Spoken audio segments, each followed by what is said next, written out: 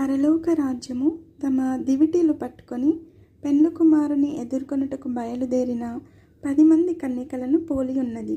వీరిలో 5 బుద్ధి లేనివారు, 5 బుద్ధి గలవారు. బుద్ధి లేనివారు తమ దివిటీలు పట్టుకొని తమతో కూడా నూనె తీసుకొని పోలేదు. బుద్ధి గలవారు తమ దివిటీలతో కూడా సిద్ధలలో నూనె తీసుకొని పోయిరి. పెండ్లి కుమారుడు ఆలస్యము చేయగా వారందరూ కునికి నిద్రించుచుండిరి. అర్ధరాత్రి వేళ ఇదిగో పెండ్లి కుమారుడు అతనిని ఎదుర్కొనరండి అను కేక వినబడెను. అప్పుడు ఆ కన్యకలందరూ లేచి తమ దివిటీలను చక్కపరచిరి గాని బుద్ధి లేని ఆ కన్యకలు, మా దివిటీలు ఆరిపోచున్నవి గనుక మీ నూనెలో కొంచెం మాకియుడని బుద్ధిగల వారిని అడిగిరి.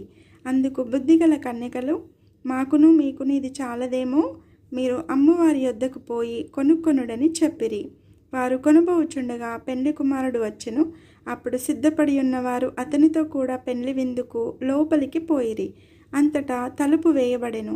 ఆ తరువాత తక్కిన కన్యకలు వచ్చి, అయ్యా అయ్యా మాకు తలుపు తీయమని అడుగగా అతడు, మిమ్ము నెరుగనని మీతో నిశ్చయముగా చెప్పుచున్నాను అనెను. ఆ దినమైనను గడి అయినను మీకు తెలియదు గనుక మెలకువగా ఉండుడి.